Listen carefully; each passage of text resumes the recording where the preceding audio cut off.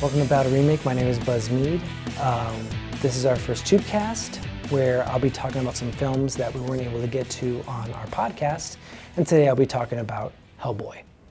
In 2004, director Guillermo del Toro brought Hellboy to the screen for the first time. The film has a lot of his trademarks as far as its visual style and as far as his misunderstood like monster motif that he likes to put in everything. After watching it again with fresh eyes, I think at times there's almost like too much story.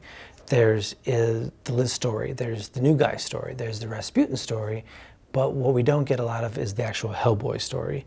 And you see it like in flashbacks, you get, who he is and how he became, but after that, it's kind of just about him loving Liz, and it's kind of thin, in my opinion. I still think it's an entertaining film, and I think it's more important for what the tracks that it laid going forth. I think the sequels get better, and it's easier to do after you establish the hero in the first movie.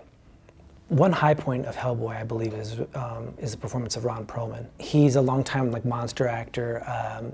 He was in the series when I was little called Beauty and the Beast with Linda Hamilton, where again he had to act through prosthetics and makeup, and I think he's got it down to a science now. He's just really able to express emotion and express that character through like makeup and prosthetics that I'm not sure a lot of people can do nowadays, and I think he's great at it.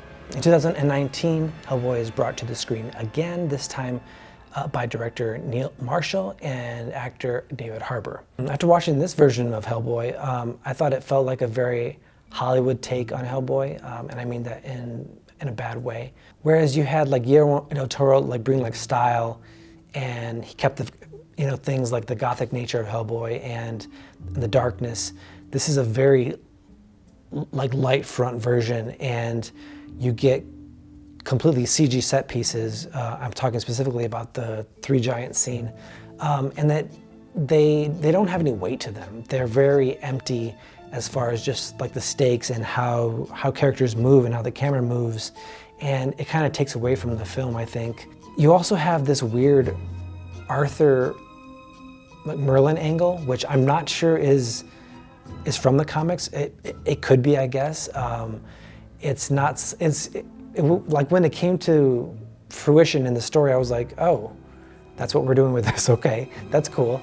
But it turns out that Hellboy is a descendant of Arthur, and he can therefore wield Excalibur, and that's what he's going to use to kill Mila Jovovich, who plays the bad guy in this, the Blood Queen. I don't know, it was just a weird angle. And again, we don't learn a ton about Hellboy in this film. We learn the fact that he's mad at his dad for not killing him for some reason, because that's what his dad set out to do, the day that he found him. And you get that over and over again, but you don't get a lot of Hellboy, if that makes sense. And there's just weird things, like the fact that Sasha Lane, who plays a medium in the film, she's able to talk to dead people, and they're able to come back through her, but they come back as this weird thing that comes out of her mouth, and then you see them talking and stuff like that. It's just it's a weird thing to see on screen. It's a weird thing to imagine seeing in real life. Yeah, it's just weird altogether. I don't know, I didn't really like it. And it's not like David Harbour's a bad Hellboy. I think where it falls short for him is in the script. I think that there are times where it's like you can tell they're going for a one-liner, and he delivers it, and you're like, oh, that was the one-liner. It could have been better from there. So that is my review for the Hellboy films. If you want to hear more about remakes, you can download our podcast, which is Battle Remake, and available every Tuesday on iTunes, on Stitcher, and on the Google Podcast app. You can see what's coming up on our website, which is battleremake.com. You can reach us at battleremake@gmail.com. My name is Buzz Mead. Have a good time all the time.